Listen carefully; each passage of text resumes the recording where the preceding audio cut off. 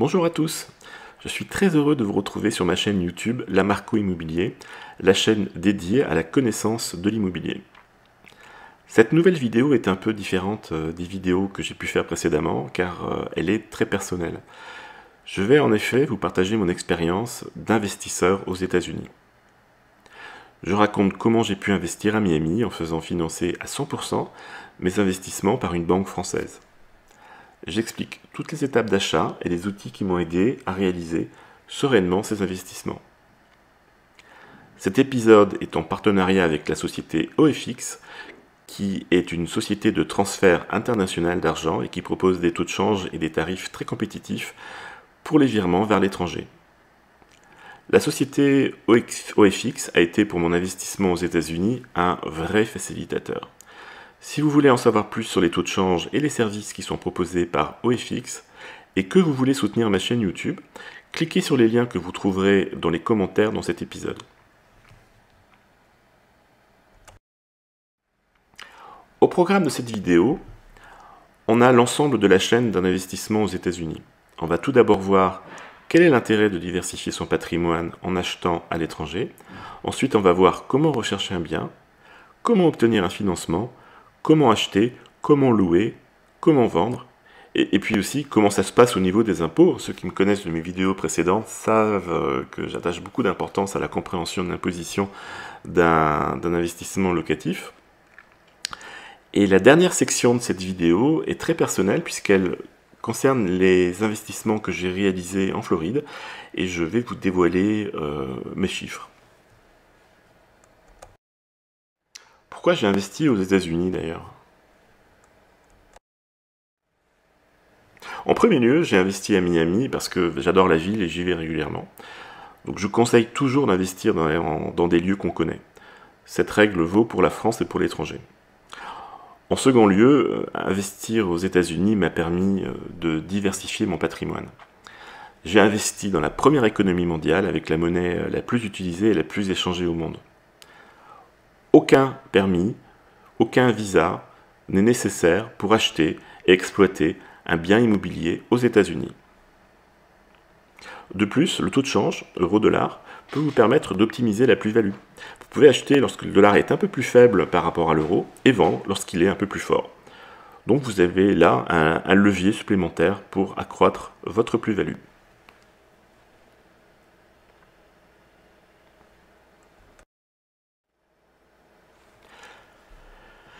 La Floride est une région au sud-est des États-Unis.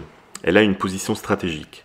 Elle est dans un carrefour entre l'Amérique du Nord, l'Amérique du Sud, les Caraïbes et l'Europe.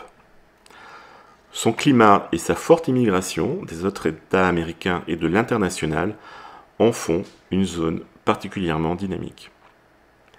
Sachez aussi qu'aux États-Unis, vous pouvez amortir un bien même si vous le louez vide. Alors, l'amortissement du bien couplé à la faible fiscalité de la Floride rendent cette région très attractive pour les investisseurs. Sachez aussi que la Floride fait partie des États américains qui prélèvent le moins d'impôts.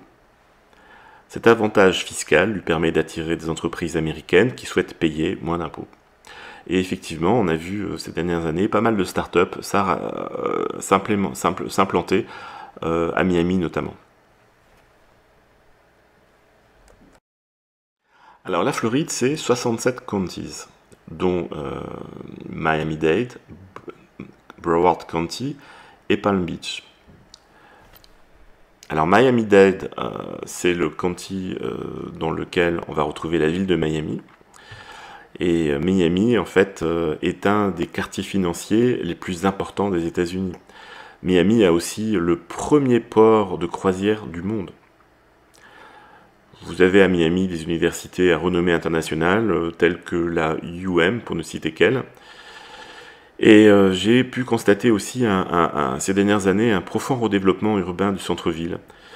On a vu l'émergence de nouveaux quartiers avec des identités très fortes. Miami, c'est vraiment une ville très intéressante. Vous remontez un peu plus haut sur la côte, vous allez aller vers le Broward County, dans lequel se situe la ville de Fort Lauderdale et de Port Everglades. Donc ce county se développe très rapidement et rappelle celui de Miami-Dade il y a quelques années. Donc à Fort Lauderdale, vous avez un important port de croisière qui est le 3e port de croisière des États-Unis, avec plus de 3,5 millions de passagers par an. Un peu plus au nord, on va aller vers Palm Beach County. Personnellement, je ne le connais pas, ce county, mais je faut le citer parce que il paraît que c'est la ville des milliardaires. Donc c'est là où on a eu la résidence des Madoff et de Trump.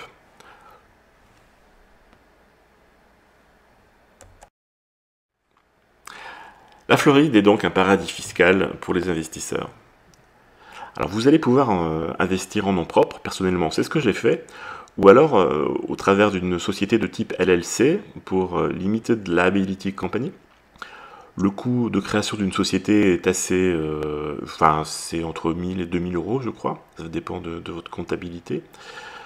Concernant l'imposition sur la fortune, le Code général des impôts français précise que les personnes qui ont leur domicile fiscal en France sont soumises à l'IFI pour tous leurs biens situés en France et hors de France lorsque la valeur nette totale de votre patrimoine excède 1,3 million d'euros. Patrimoine immobilier, bien sûr. Alors, au niveau de la fiscalité, sachez qu'il existe une convention fiscale entre les États-Unis et la France. Cette convention permet d'éviter une double imposition des revenus fonciers si vous dégagez un bénéfice. Vous allez pouvoir déduire l'ensemble de vos charges qui sont supportées dans le cadre de la gestion de votre bien. Évidemment l'amortissement, évidemment les intérêts d'emprunt, évidemment toutes les réparations que vous allez supporter normalement pour la gestion de votre bien, mais aussi vos billets d'avion, pour aller à Miami, si vous achetez à Miami, vos frais d'hôtel et de restaurant, parce que en achetant là-bas, il est évident que vous allez devoir y aller de temps en temps pour voir ce qui se passe et entretenir des bonnes relations avec votre agent immobilier. Et donc tout ça, ça va être déductible de vos revenus américains. Je vous conseille de retenir un expert comptable américain qui tiendra votre comptabilité et se chargera de faire votre déclaration d'impôt au Trésor américain. L'expert comptable vous remettra un compte de résultat à partir duquel vous pourrez déclarer vos bénéfices ou déficits au fisc français. Sachez que la prochaine vidéo va porter sur comment déclarer vos revenus perçus sur le territoire américain au Trésor français. Les taxes foncières. Les taxes foncières annuelles représentent un peu moins de 2% de la valeur du bien. Un paiement par anticipation en novembre permet d'avoir un abattement. A l'inverse, si vous payez en retard, vous aurez des pénalités à payer. L'impôt sur la plus-value aux États-Unis est de 15% à partir de la deuxième année de détention du bien. Toutefois, il n'est pas dû en cas de réinvestissement dans un autre bien immobilier dans les 6 mois qui suivent la vente.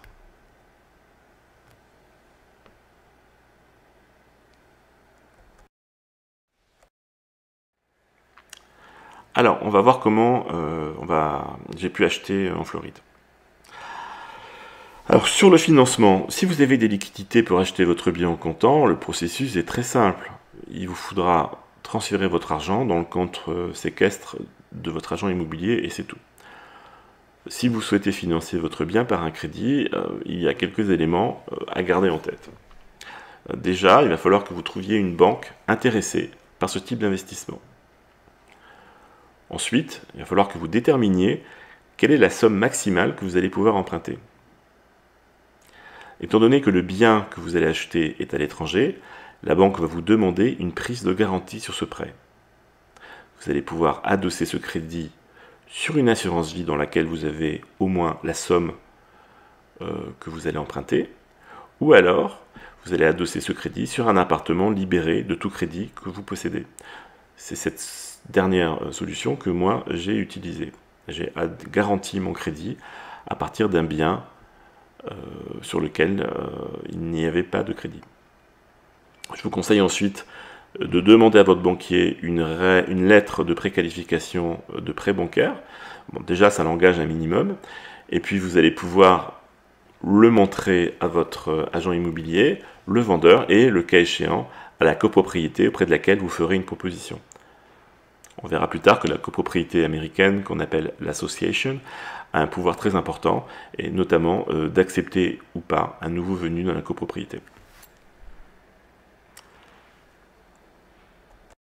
Maintenant que vous savez combien vous pouvez emprunter, il va falloir sélectionner un agent immobilier. Même si vous parlez l'anglais couramment, moi je vous encourage à sélectionner un agent d'origine française qui connaît bien notre culture et qui saura par conséquent vous guider dans cette acquisition outre-Atlantique. Il est important que l'agent immobilier travaille dans la ville où vous comptez investir et vérifiez aussi s'il est intéressé par la gestion locative de votre futur bien. Vous pouvez lui demander combien d'appartements il gère, est-ce qu'il a une équipe avec lui, etc. Alors, comment rencontrer un agent immobilier? Moi, le mien, je l'ai rencontré dans un salon immobilier qui s'est situé à Paris, porte de Versailles. Mais aussi, vous pouvez, en fait, le mieux, c'est de contacter en fait votre réseau de connaissances pour savoir si quelqu'un qu'on connaît de confiance. Ensuite, vous allez devoir le rencontrer. Le premier contact avec un agent immobilier consiste en une évaluation réciproque. Il faut que vous soyez en confiance, et lui, il va vous évaluer pour voir si vous n'allez pas, lui faire perdre son temps. Un bon agent immobilier n'a pas de temps à perdre, comme on dit, time is money. Donc, à ce rendez-vous, à ce premier rendez-vous, présentez-vous, en fait, comme pour un rendez-vous avec la banque, montrez-lui des documents qui attestent la capacité de votre investissement. Vous pouvez lui montrer la lettre de préqualification du prêt, vos relevés bancaires si vous disposez de liquidités, etc. Il est vraiment important de démontrer le caractère sérieux de votre démarche. Parce que si vous ne le mettez pas à l'aise, il n'acceptera pas de travailler pour vous. La commission de l'agent. Alors, la commission que vous allez devoir payer est de 6%. Elle est partagée entre l'agent du vendeur et l'agent de l'acheteur. Dans le cas d'un achat important, vous pouvez négocier ce taux de commission, mais il faut vraiment que ce soit des achats importants. Moi, personnellement, je n'ai pas négocié ce taux de commission de l'agent.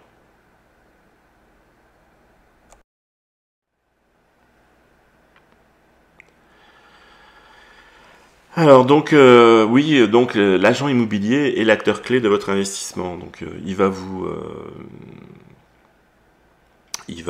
sélectionner les quartiers dans lesquels il vous conseillera d'investir. Il va vous éloigner des quartiers sensibles. Je vous conseille en fait de choisir des emplacements, des localisations où les immeubles sont bien entretenus, à côté des meilleures écoles, des transports, des commerces, des parcs et des aires de jeux pour enfants. Les conseils de votre agent sont précieux parce qu'il connaît bien l'endroit, donc il va vous préconiser des endroits, il va vous sélectionner des types de copropriétés et vous allez pouvoir bénéficier de son carnet d'adresses. Il va pouvoir vous recommander un comptable, un avocat, un notaire, des artisans, etc. Et puis, de votre côté, vous pouvez vous familiariser avec le marché en faisant vous-même des recherches. Sachez en fait que la plupart des copropriétés ont un site web et une chaîne YouTube. Donc pour y accéder, vous tapez tout simplement leur adresse et vous verrez sur leur site internet quelles sont les dernières transactions qui ont été réalisées. Vous avez un historique de plusieurs années. Vous allez voir en fait quels sont les services qui sont proposés par la copropriété.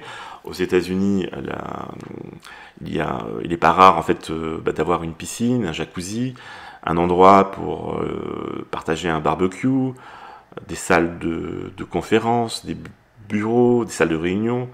C'est vraiment différent des copropriétés françaises. Une copropriété en Amérique, c'est vraiment un lieu de vie où vous échangez avec vos voisins. Alors, il est important de vous rendre en Floride. Je vous déconseille d'acheter un appartement que vous n'avez pas préalablement visité. Déplacez-vous pour visiter les biens. Et après, faites des offres. Une fois que vous êtes en France ou sur place. Mais sélectionnez les biens sur place.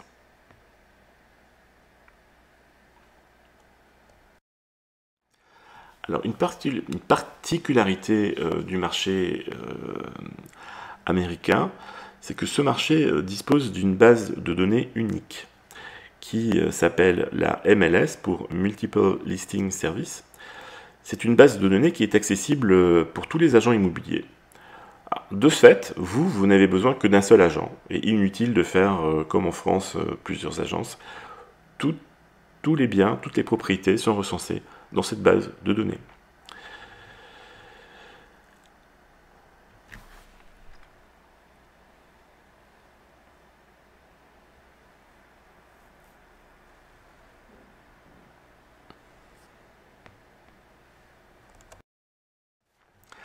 Les copropriétés qu'on appelle associations sont très importantes en Amérique. Certaines copropriétés vont vous demander une interview si vous faites une proposition d'achat sur un appartement. Et certaines se réservent le droit de refuser la vente s'ils considèrent que vous ne correspondez pas au profil des résidents de la copropriété. Vous ne pourrez réaliser l'achat que s'il délivre une letter of approval, une lettre de validation de votre proposition. Alors, ce qui m'a un petit peu choqué, c'est que certaines copropriétés demandent l'ethnicité de l'acheteur dans le formulaire que vous avez à remplir. Mais c'est un peu aussi comme quand vous rentrez aux États-Unis, il y a une case ethnicité. En fait, vous devez renseigner si vous êtes blanc ou latino ou je sais pas quoi. Donc ça, c'est pour nous les Français, c'est un peu choquant, mais sachez que c'est comme ça que ça marche là-bas. Les copropriétés vous présenteront ensuite le règlement de copropriété dans le détail. Ils vous remettront un livre assez épais qui détaille ce règlement. À l'issue de l'entretien, vous allez devoir signer un document qui atteste que vous avez compris les règles de la copropriété et que vous vous engagez à les respecter. Ensuite, en tant qu'investisseur, il est important de regarder dans quelles conditions la location de votre futur bien est possible. Voyez si les locations de courte durée sont interdites, si les locations de longue durée sont admises, mais sous quelles conditions. Parce que certaines locations sont admises au bout d'un certain délai de possession de l'appartement, par exemple 2 ans. Etc., etc. Donc vérifiez bien, parce que bon, si vous vous retrouvez sous les bras avec une propriété que vous ne pouvez pas louer pendant 2 ans, au niveau du cash flow, vous allez être un peu mis à mal.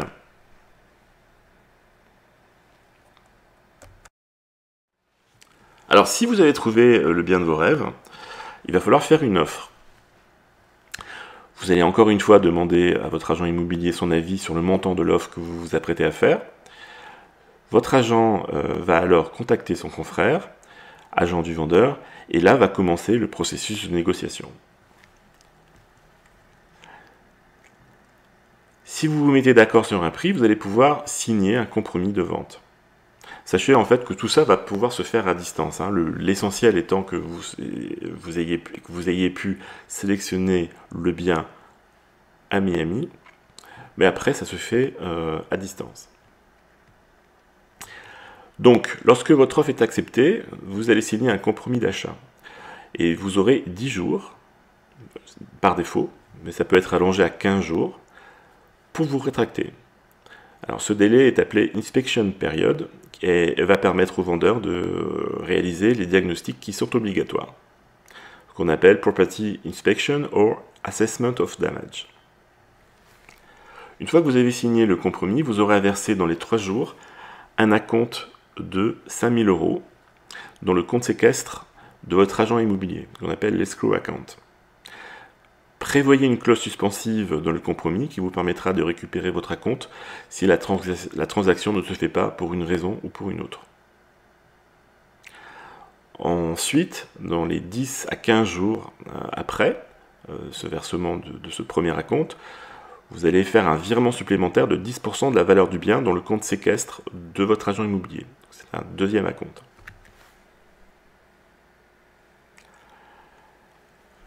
Ensuite, vous allez pouvoir conclure la vente. Donc c'est très rapide par rapport à la France. La vente, qu'on appelle closing, se fait dans les 30 à 45 jours suivant la signature du compromis. Ce délai est très serré si vous financez le bien avec un crédit. Donc une fois que vous avez signé le closing, ne perdez pas une seule seconde. Il va falloir que vous coordonniez les choses au jour près avec votre banquier et votre notaire. On va y revenir plus tard. Ensuite, le crédit qui vous sera octroyé sera transféré par la banque prêteuse vers le compte séquestre de votre agent immobilier. Vous allez pouvoir réaliser la vente à l'aide de signatures électroniques. Donc, comme je rappelle, donc, il n'est pas nécessaire de se déplacer aux États-Unis pour le closing.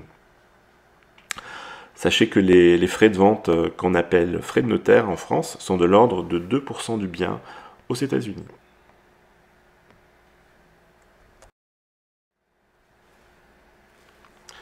Alors, rapidement, sans rentrer dans le détail, j'y reviendrai un peu plus loin sur le processus d'obtention du prêt. Donc ça, c'est la vision générale.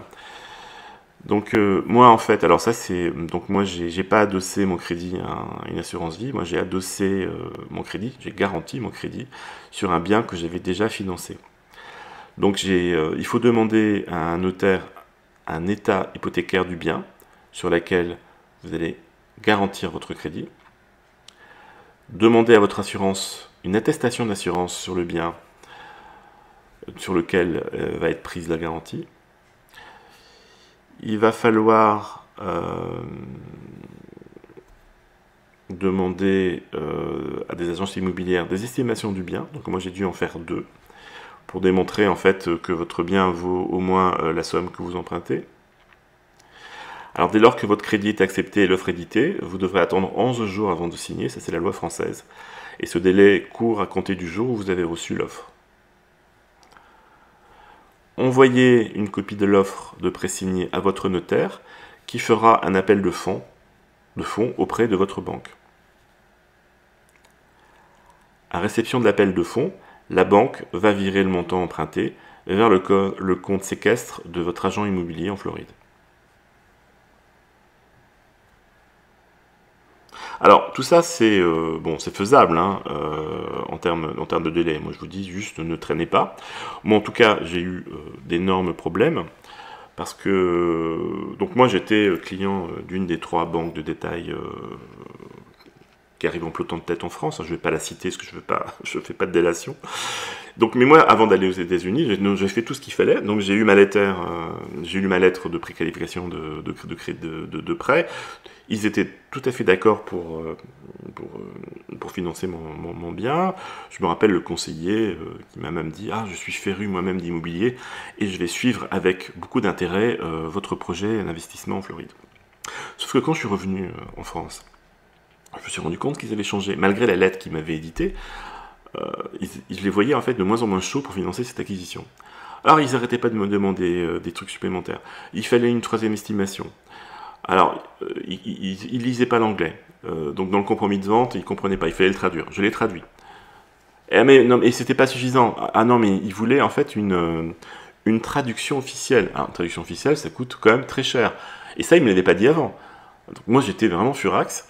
Je voyais en fait qu'ils allaient faire capoter le projet. Alors, quand j'ai été visiter des appartements en Floride, l'agent immobilier que j'avais sélectionné m'avait présenté un comptable que j'ai retenu d'ailleurs. Et ce comptable m'avait parlé d'une petite banque qui s'appelle BPI qui faisait des investissements, qui finançait des biens comme ça. Donc je les ai contactés en catastrophe, vraiment profil bas. J'ai vraiment été transparent avec eux. Donc eux, ils étaient vraiment très pro. Ils m'ont dit, écoutez, continuez le processus avec votre banque. Nous, on va monter un dossier. On va essayer, et si jamais la banque ne veut pas, sachez que nous, on va essayer de rentrer dans vos délais. Et effectivement, donc,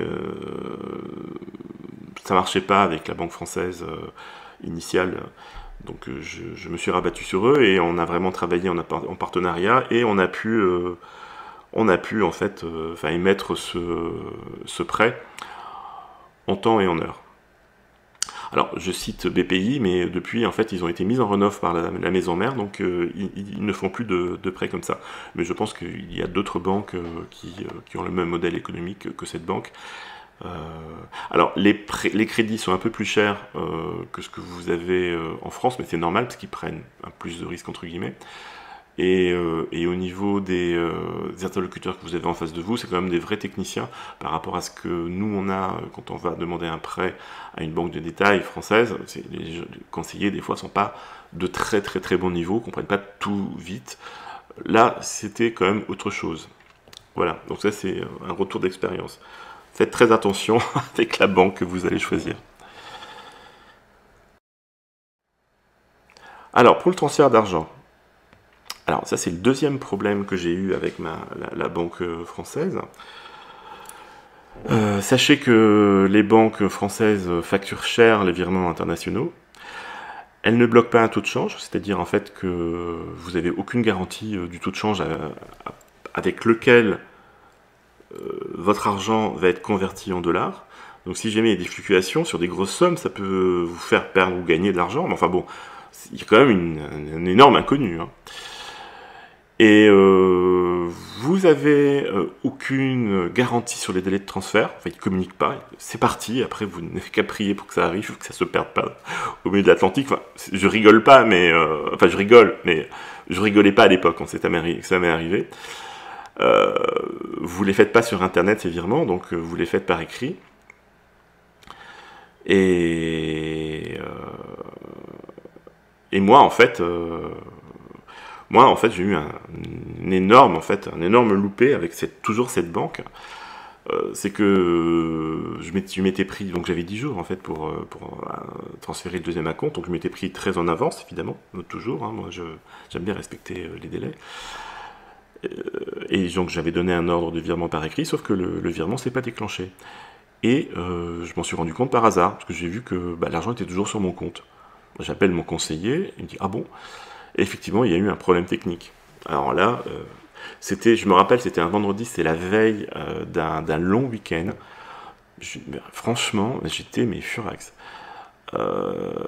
Alors, ils ont fait ce qu'ils ont pu, ils ont fait le maximum pour rattraper le coup. Ils ont joué avec les dates de valeur. L'argent est quand même arrivé sur le compte séquestre de mon agent immobilier à temps. Enfin, franchement, c'est pas très sérieux. Donc moi je vous conseille plutôt des sociétés spécialisées dans les virements internationaux. En général leur processus est simple et efficace. Vous convenez du montant de la transaction et du taux de change par téléphone ou via une app ou via leur site web. Et ces plateformes en général offrent un suivi de votre virement pour que vous sachiez exactement où il en est jusqu'à sa réception. C'est comme pour un colis Amazon. Alors au niveau des tarifs des banques françaises, je vais revenir en fait, moi la banque à l'époque me prenait 0,10% du montant transféré avec un montant minimum de 26 € et un montant maximum de 70 €, plus 20 € de frais fixes. C'est-à-dire en fait le coût d'un virement était au minimum de 46 € et au maximum de 90 €. Et tout ça pour avoir eu un problème technique. Et sans garantie du taux de change, et sans fournir un suivi de transfert, parce qu'ils sont incapables de le faire. Voilà, donc ça c'est mon expérience malheureuse. Alors, la banque qui m'a financé mon investissement m'a conseillé une plateforme de transfert international. Cette plateforme s'appelle OFX. Et depuis, en fait, j'utilise les services de la société OFX. Et en fait, j'ai beaucoup d'émotions quand je parle de cette société parce que ça a été un élément clé dans la réussite de mes investissements à Miami. Donc, la société OFX est une société de transfert d'argent mondiale qui propose des taux de change et des tarifs compétitifs pour vos transferts internationaux. La société OFX est présente dans 127 pays et propose des transferts d'argent sécurisés dans plus de 55 devises. Alors sachez que à partir de 10 000 € de transfert ou de 10 000 € de dollars, vous ne payez rien, c'est gratuit. Au-dessous, vous payez le transfert 15 €. Donc vous voyez, on est loin des frais que m'a facturé ma banque française. Il propose ensuite des taux de change très compétitifs. Donc vous bloquez un taux et vous allez être protégé des fluctuations du taux de change. Donc comme ça, vous êtes tranquille, vous savez où vous allez. Et alors par rapport aux banques françaises, en fait, moi je suis toujours très émerveillé par les délais de transfert. En général, l'argent est transféré sous 48 heures. Et OFX propose un processus de transfert qui est découpé en étapes, et vous pouvez à tout moment savoir où est votre argent. C'est comme pour un suivi Amazon. Et ils sont disponibles 24/24, 7/7, il faut toujours les joindre. Alors évidemment, le transfert ne sera initialisé que pendant un jour ouvré, mais vous pouvez le bloquer en week-end ou en jour férié. Si vous voulez en savoir plus sur les taux de change et les services proposés par OFX, et que vous voulez soutenir ma chaîne YouTube, je vous invite à cliquer sur les liens que vous trouverez dans les commentaires de cet épisode.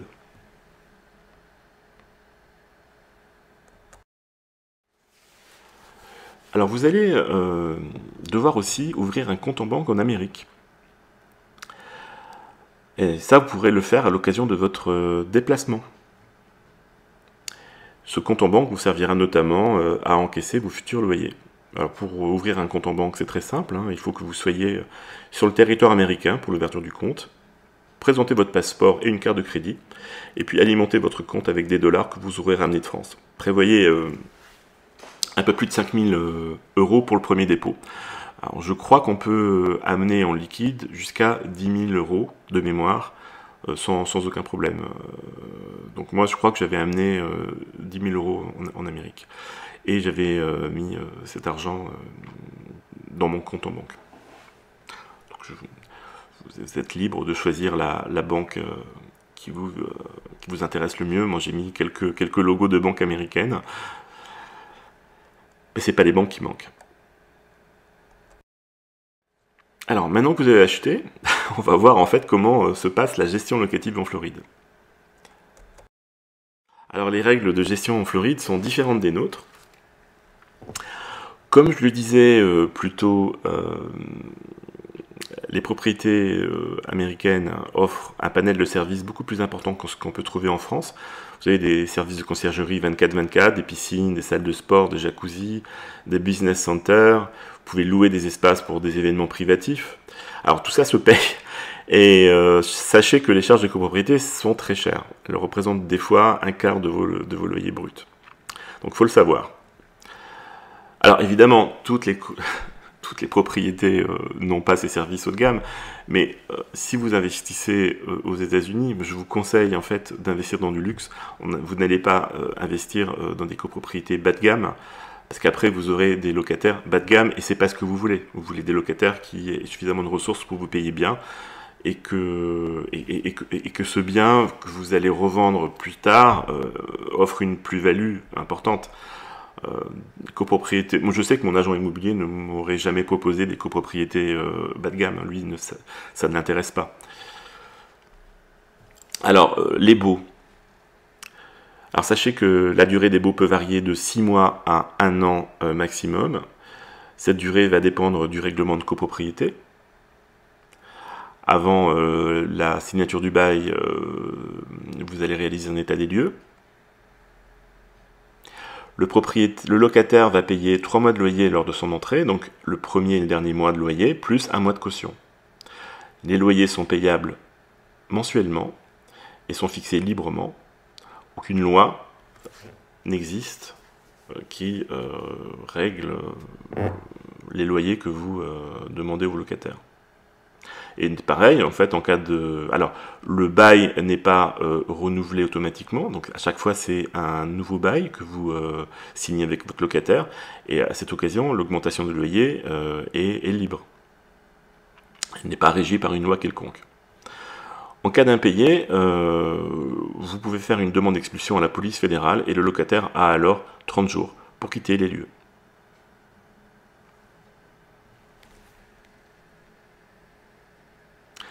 La sélection du locataire est importante.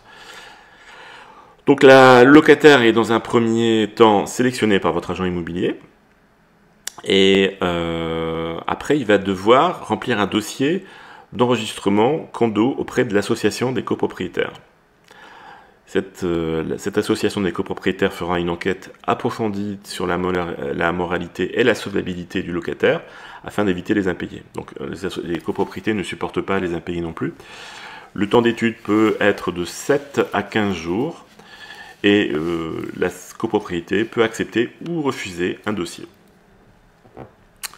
Il faut compter environ 2 semaines à 1 mois entre le début des recherches et l'emménagement dans un appartement. C'est le futur locataire qui va payer les frais d'enregistrement. Le prix est de 100 à 200 € selon les copropriétés. Et il n'est pas rare de voir en fait les copropriétés organiser un entretien avec le futur locataire. Ce procédé sert à déterminer si le locataire a lui aussi bien compris les règles de la copropriété. Sachez en fait qu'en cas de souci avec le locataire, c'est vous propriétaire, qui serez contacté et qui subirez un avertissement sur le comportement inadéquat de votre locataire. Aucune entrée dans un appartement par un locataire ne pourra se faire avant l'approbation de l'association des copropriétaires. Comme je le disais à l'instant, donc en cas de non-respect du règlement de copropriété, s'il dépose des objets sur son balcon ou s'il sort les poubelles le mauvais jour, donc ça m'est arrivé plusieurs fois, il faut vraiment respecter le jour de sortie des poubelles. Le propriétaire, en l'occurrence moi-même, même étranger, est rappelé à l'ordre et c'est à moi d'intervenir auprès du locataire. Bon, en l'occurrence c'était mon agent qui s'en est occupé, mais j'ai quand même reçu des lettres de la copropriété. Plus qu'en France, la copropriété, association, fait la loi.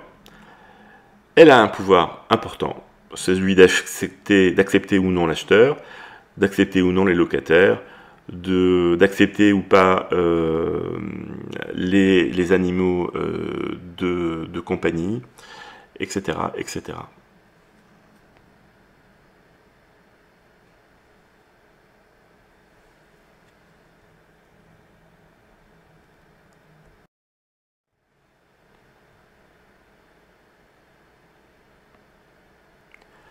Donc, vous allez devoir aussi avoir des coûts d'assurance et des coûts d'impôt foncier. Alors, l'assurance, vous allez assurer votre bien par une assurance de type multirisque habitation. Votre agent immobilier pourra vous mettre en contact avec un courtier. Les taxes foncières sont à payer tous les ans et elles représentent un peu moins de 2% de la valeur du bien, la valeur estimée du bien. En général, c'est toujours un peu plus bas que la valeur marchande. Vous pouvez la payer dès le mois de novembre pour avoir une petite déduction. Les taxes foncières sont payables directement sur le site internet à l'aide de votre carte bleue. Chaque county a un site internet. Parce que moi, j'ai acheté un appartement dans le county de Miami-Dade et dans le county de Broward. J'ai acheté un appartement à Fort Lauderdale et un appartement à Miami. Donc, chaque county, j'ai payé mes taxes foncières sur des sites internet différents. Alors, c'est très très simple. Hein. Il suffit de donner votre nom et l'adresse du bien et vous payez avec votre carte bleue. L'opération dure 3 minutes. Alors évidemment, cette taxe est déductible de votre loyer brut pour calculer votre base imposable. Vous avez bien compris que l'idée, c'est de charger un maximum de trucs.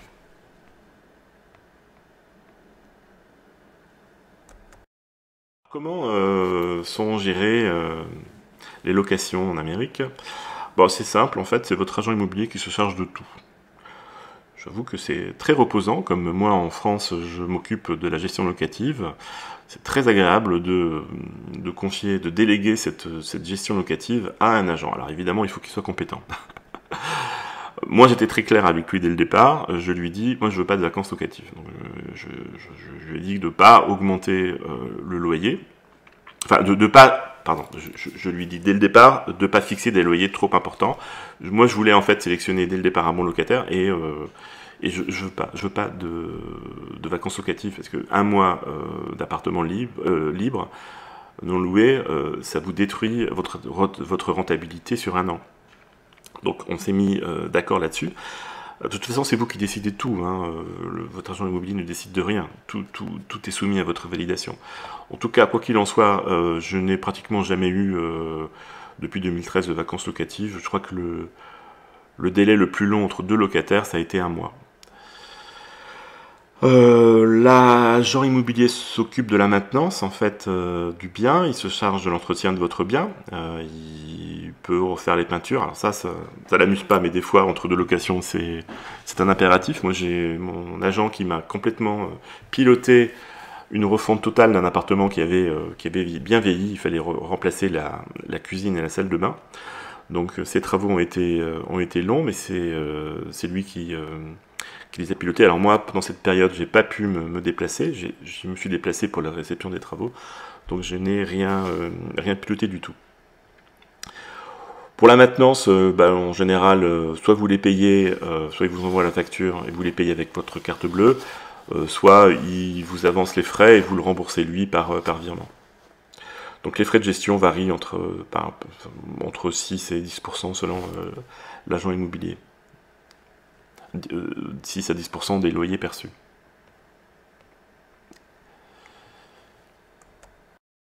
Alors, la fiscalité de vos revenus locatifs. Alors là, c'est juste une introduction. Sachez que je vais vous faire une vidéo très détaillée pour vous expliquer comment moi je fais pour déclarer mes revenus perçus en Amérique au Trésor français. Donc je vous ai déjà parlé de l'amortissement qui est possible, même pour les biens vides. Donc l'amortissement du bien se fait sur 27 ans et demi, sur 80% de sa valeur. Voilà, bon, je vous ai déjà parlé des charges que vous allez pouvoir déduire. Vous déduisez tout, hein, c'est comme pour un LMNP en France. Hein. Non, c'est même mieux parce que vous allez pouvoir déduire vos frais de voyage. Voilà, donc je vous ai déjà parlé de la convention fiscale entre la France et les États-Unis. Hein, vous ne payez pas 2 fois l'impôt. En France, vous allez pouvoir bénéficier d'un crédit d'impôt pour vous éviter d'être imposé 2 fois. Mais en fait, vos revenus seront intégrés dans le TMI. Elles peuvent vous faire changer de tranche marginale d'imposition. Et je rappelle que les biens détenus en Amérique peuvent être soumis à l'IFI puisqu'ils rentrent dans l'assiette de votre patrimoine immobilier.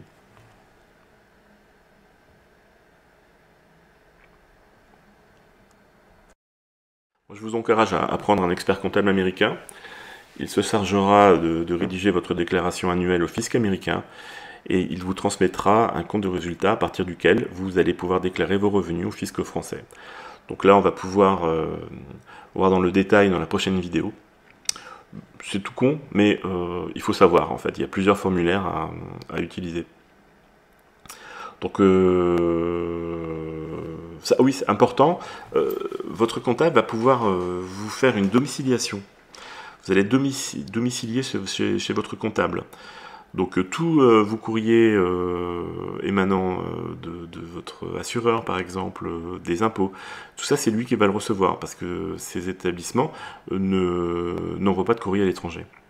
Donc en général, ce qu'ils font, c'est qu'ils ouvrent le courrier et ils me le scannent et ils m'envoient le PDF.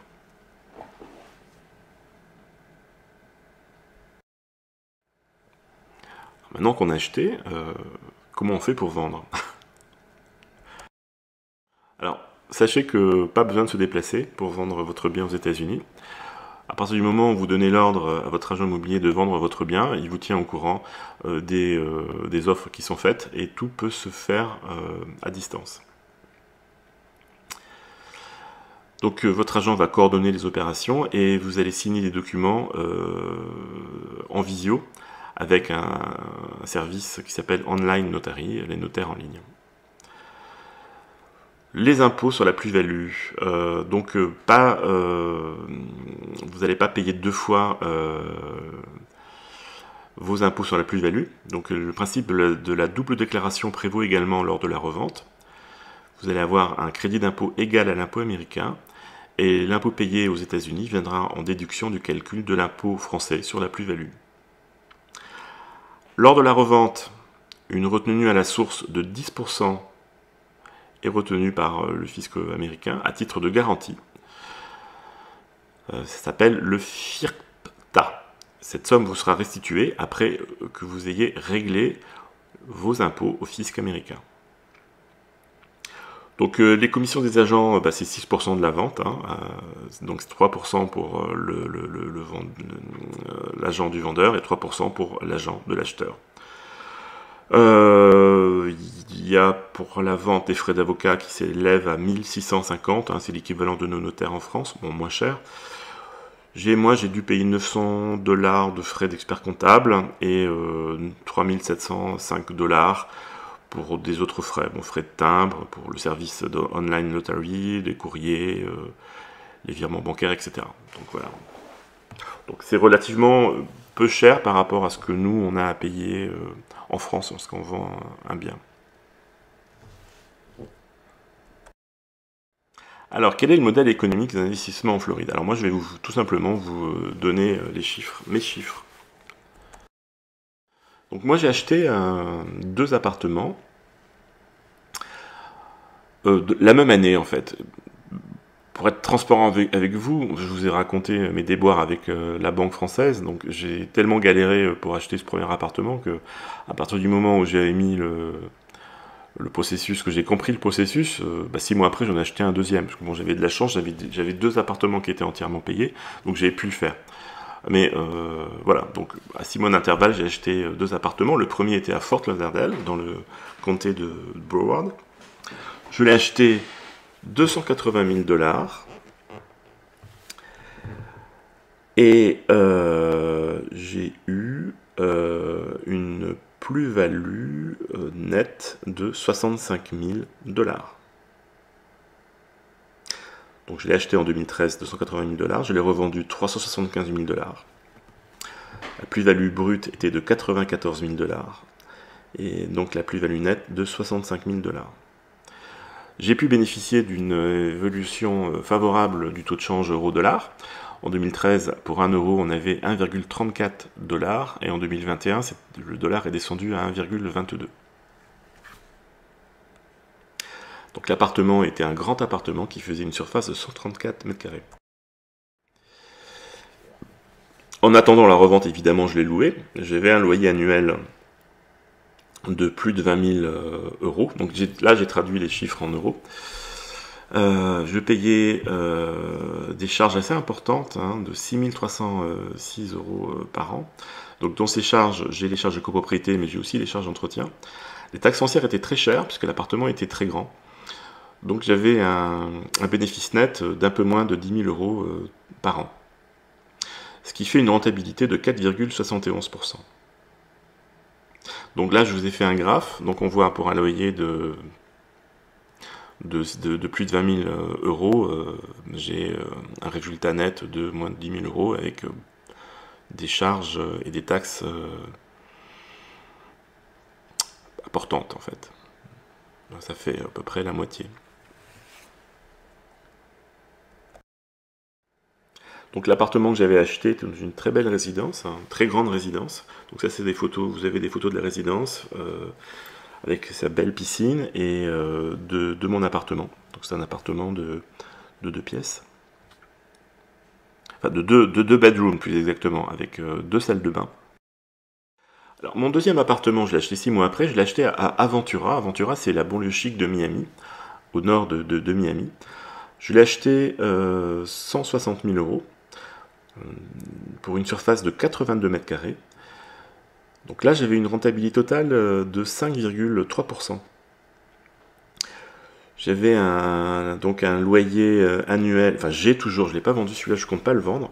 J'ai un loyer annuel de plus de 16 000 euros, avec des charges de plus de 5 000 euros par an, des taxes foncières de 2 600 euros, ce qui me fait un résultat de presque 8 500 euros par an. Et donc la rentabilité est meilleure que pour le précédent appartement. Donc à droite, là, je vous ai refait un graphe. Donc là, on voit en fait que les taxes sont quand même beaucoup moins chères que pour l'appartement précédent.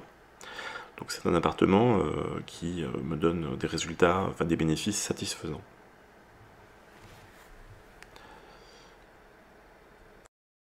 Donc ça, c'est ma copropriété. Donc elle est très luxueuse, en fait, même plus luxueuse que la précédente. Enfin, c'est différent. Là, on est toujours à Miami, donc vous voyez, donc il y a un jacuzzi, il y a une piscine, une salle de musculation. Donc mon appartement est au premier étage, donc on voit Donc dans la photo du haut, au milieu, là, en face de la piscine, ça c'est les parties communes en fait. C'est là où vous avez le business center. Vous pouvez toujours avoir un bureau là-bas. Vous avez des salles de réunion. Vous avez la salle de musculation. Vous avez des salles de réception que vous pouvez louer pour vos événements privés. Et les appartements en général sont vendus avec un lave-linge et un sèche-linge. Et avec une air conditionnée intégrée, donc qui n'est pas bruyante, qui est intégrée dans les murs. Voilà, bah écoutez, j'espère que cet épisode vous a plu. Maintenant, si vous êtes intéressé, vous savez ce qu'il vous reste à faire. Hein. Prendre un avion, faisons travailler Air France, allons en Floride pour acheter des biens immobiliers et investir à l'étranger.